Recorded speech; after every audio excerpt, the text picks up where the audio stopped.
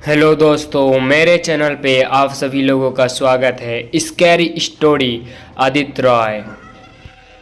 आज की कहानी बहुत रोमांचक होने वाली है और यह कहानी एक लव स्टोरी है और इस कहानी का नाम है प्रेत की आत्मा प्रेम में पागल।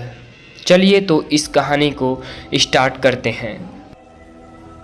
सच्चा प्रेम बहुत मुश्किल से मिलता है क्योंकि आज के स्वर्ग से परिपूर्ण जीवन में दुनिया में सच्चे प्रेम का महत्व रह ही नहीं जाता।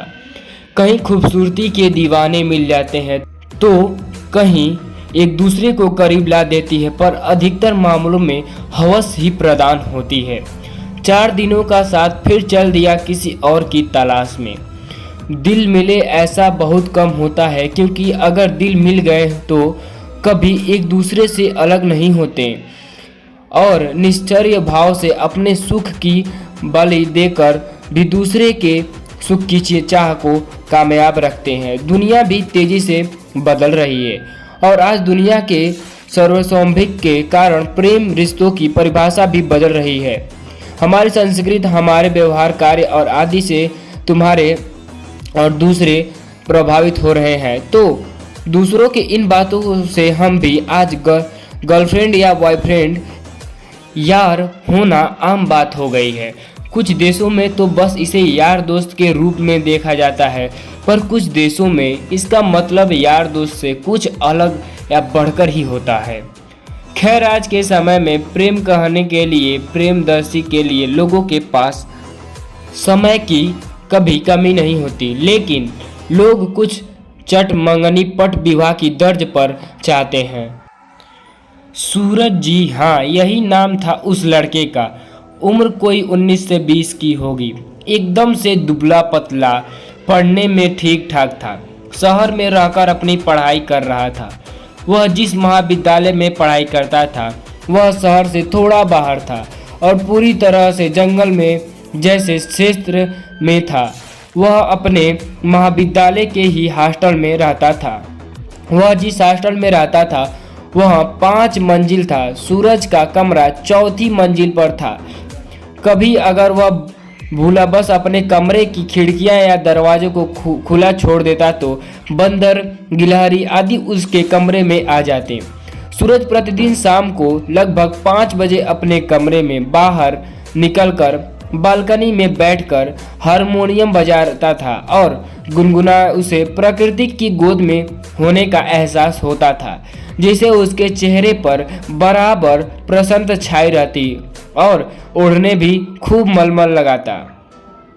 एक दिन जब वह बालकनी में बैठकर हारमोनियम बजा रहा था और मधुर आवाज में गुनगुना रहा था, तभी अचानक उसे पता नहीं क्यों ऐसा लगा कि कुछ दूरी पर एक जंगली पेड़ की ओट से कोई उसे देख रहा है। वह थोड़ा सपकाया गया, पर थोड़ा संभलकर हारमोनियम बजाना बंद करके गुनगुनाते हुए ही खड़ा होकर दूर उस पेड़ के आसपास देखने लगा, पर अब उसे वहां कोई दिखाई नहीं दे रहा था। उसने इसे अपने मन का वहम मान लिया। तब साथ में यह भी कि हो सकता है कोई छात्र आदि हो जो उधर घूमने गया हो, पर ऐसा संभव नहीं था क्योंकि वह पेड़ थोड़ा दूर था और उधर कभी कभी भी कोई छात्र अकेले नहीं जाता था।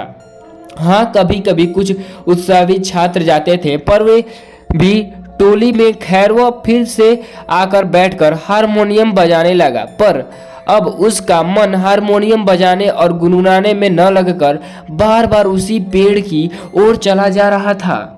दूसरे दिन जब वह बालकनी में हारमोनियम लेकर बैठा ही जा रहा था, तभी अचानक उसका ध्यान उस जंगली पेड़ की तरफ चला गया, पर वहां से कोई नहीं दिखा।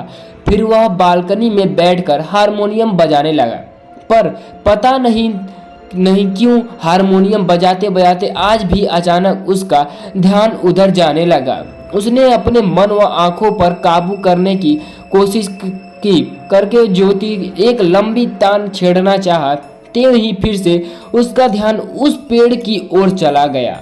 वह अब कोई तो दिखाई दिया जो थोड़ा सा पेड़ के आड़ में होकर इसके तरफ ही शायद देख रहा था। सूरज अपनी जगह पर खड़ा हो गया और गौर से उस पेड़ की ओट में खड़े व्यक्ति पर अपनी नज़र टिकाने की कोशिश करने लगा। जी हाँ, वह कोई था और वहाँ पर भी अकेले। और इतना ही नहीं, यह कि सही बात थी कि वह सूरज को ही देख रहा था, पर अभी यह क्लियर नहीं हो पा रहा था कि कौन है, कोई बाहरी आदमी, कोई औरत, या महाविद्यालय की कोई छात्री या छात्र। रात को सूरज की नींद गायब थी। वह लेटे लेटे बार बार यही सोचने की कोशिश कर रहा था कि आखिर वह कौन है जो पेड़ की ओटों से उस पर नज़र लगा रहा है। कहीं कोई गलत इरादे से तो उसे नहीं देख रहा। बहुत सारे अनगढ़ सवाल भी अब उसके जहन में आने लगे थे। खैर, कैसे भी करके सुबह में उसे हल्का सी नींद आई, पर लगभग 7 बजे उसकी बगल वाले कमरे में रहने वाले बच्चे ने हाँक लगाकर उसे जगा दिया।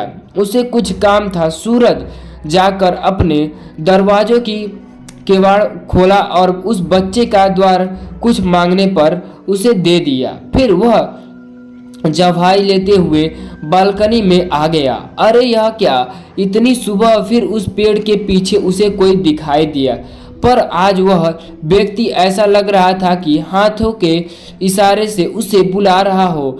दूसरी थोड़ी अधिक दूरी थी और छोटे छोटे झरमुट और पेड़ आदि भी थे, इसीलिए कौन यह स्पष्ट नहीं हो पा रहा था। खैर, अब सूरज पूरी तरह से तल्लीन होकर उस पेड़ के पास ही देखने लगा। धीरे धीरे सूरज के मन एकरत होकर शरीर की बेचैनी बढ़नी शुरू हो गई थी।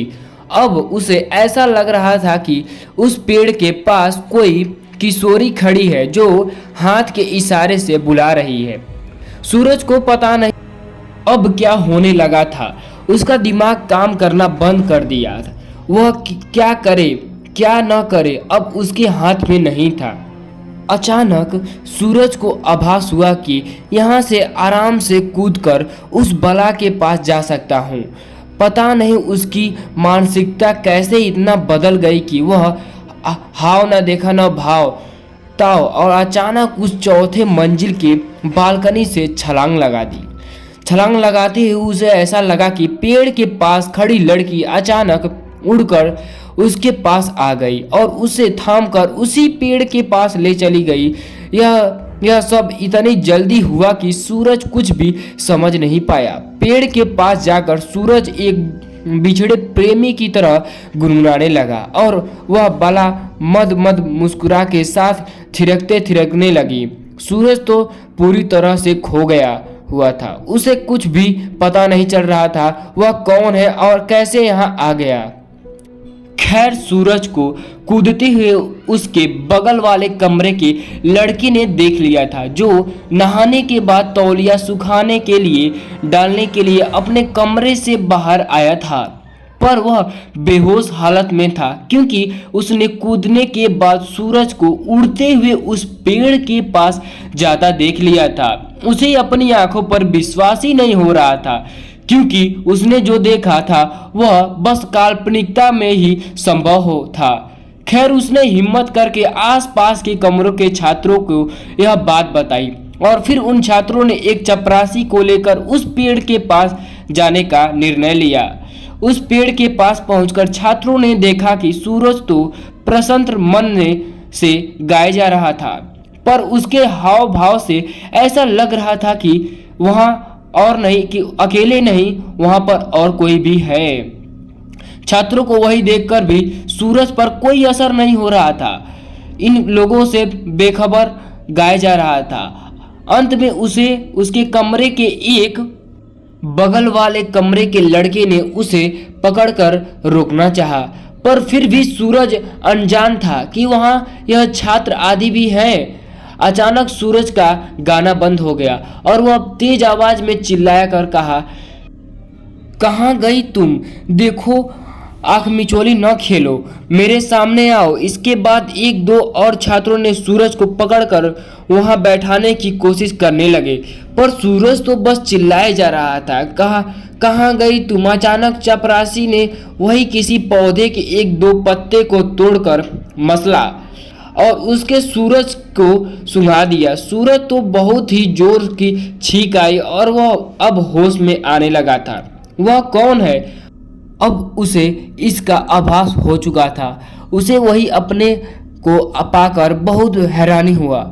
फिर उन छात्रों से पूछने लगा कि हम लोग यहाँ कब आए? मैं तो अपनी बालकनी में था, फिर यहाँ कैसे? फिर उसे थोड़ा सा याद आया कि वह तो बालकनी से कूदा था और कोई बला उसे यहाँ लेकर आई थी। उसने कुछ बोला ही नहीं।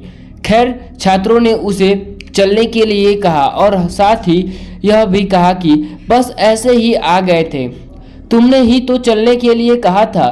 फिर छात्रों ने उसे बातों में उलझा लिया और उसके प्रश्नों का जवाब ठीक से न देकर घुमा दिया। खैर, अब दोनों एक दूसरे यानी छात्र और सूरज के कुछ छिपे रहे थे। सूरज उन दिनों के साथ हॉस्टल में आया। सभी लगभग घंटों तक बैठे रहे, कोई पढ़ने नहीं गया। चपरासी भी सूरज के कमरे में ही बैठा था। वह कुछ कहना चाह रहा था पर कहीं नहीं पा रहा था। अंत में उसे अपने आप को रोक नहीं पाया और वह बैठे सभी छात्रों से कहा कि उस पेड़ के पास कोई आत्मा है। उसका उससे भी एहसास पर हुआ। आत्मा कभी उसके सामने तो नहीं आई, न कभी उसका कुछ बुरा ही हुआ, पर आत्मा जरूर है, इसका उसे कई बार आभास हो चुका। हेलो दोस्तों, ये कहानी आप सब लोग को कैसी लगी? अच्छी लगे तो लाइक, कमेंट, सब्सक्राइब करें। मिलते हैं अगले